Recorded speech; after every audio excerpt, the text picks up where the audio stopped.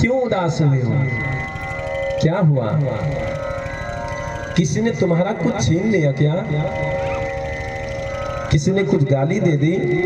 क्यों उदास है?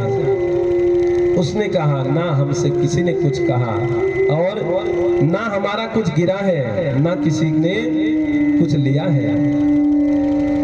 जब कुछ नहीं हुआ तो इतने उदास क्यों हो? तो उस कंजूस ने कहा,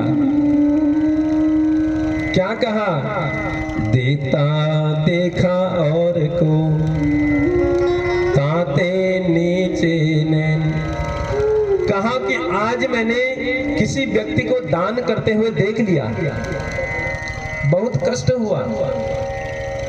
किसी व्यक्ति को दान करते हुए देख लिया, कितने कष्ट से धन कमाया जाता है, और उसको देखा कि कितना मूर्ख आदमी ऐसे ही लुटाया जा रहा है।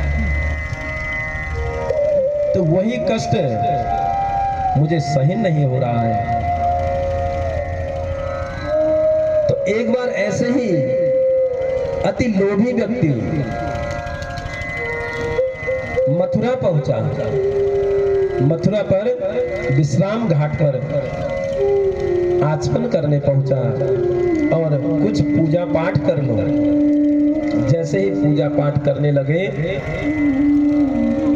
तो घाट के तीर्थों में जो है ब्राह्मण देवता होते हैं, पंडे वहां के, वहां पर हर किसी को अलाउ नहीं होता पूजा पाठ करना। जो वहां के तीर्थ पुरोहित होते हैं वही करते हैं। तो यह कंजूस पहुंचा मथुरा विश्राम घाट पर, तो आचमन करने लगा। सोचा कि कुछ पूजा पाठ कर लो।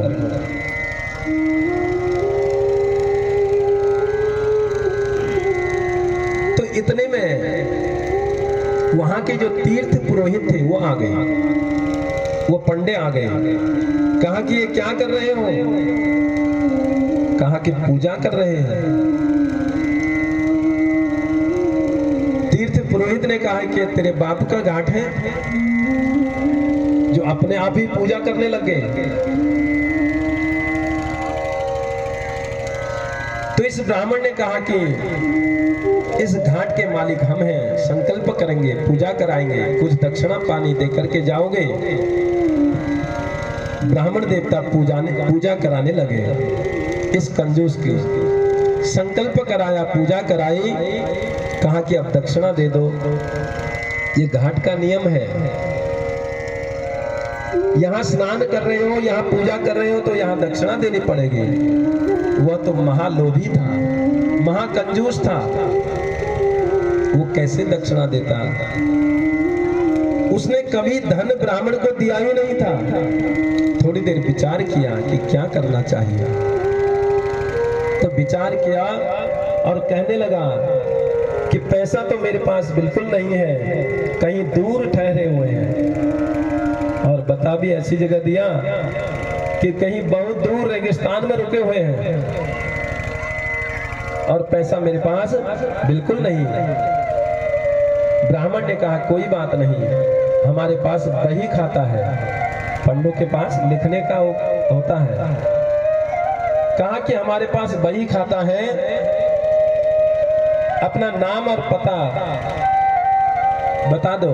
नाम पता बता दिया, अंगूठा लगा दिया, पढ़ा लिखा भी नहीं था तो अंगूठा लगा दिया। बोले कि इतना किलो गेहूं, इतना अन्न द्रव्य पैसा सब लिखा। तो बड़ी मुश्किल से उसने 1.25 रुपया दिया। सस्ते का जमाना था तो 1.25 रुपया दिया। कंजूस ने सोचा कि 1.25 रुपया लेने के लिए घर तो आएगा नहीं, बही खाते में लिखवा दिया, अनाज राशन पानी सब और 1.25 रुपया। तो इस कंजूस ने सोचा कि यह 1.25 रुपया लेने घर तो आएगा नहीं, और घर भी दूर बता दिया कि बहुत दूर मैं ठहरा हूं।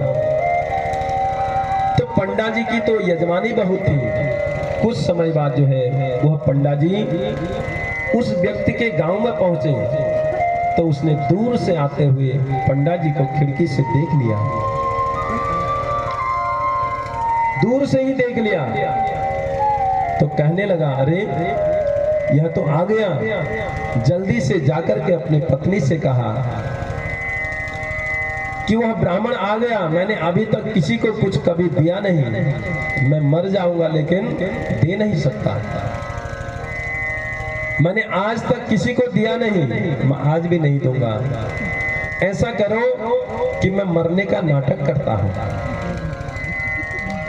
ब्राह्मण वह कहने लगा कि मैं मरने का नाटक करता हूं, तुम रोना शुरू कर दो। जिंदे से ही तो कुछ लेगा, मुर्दे से थोड़ी लेगा।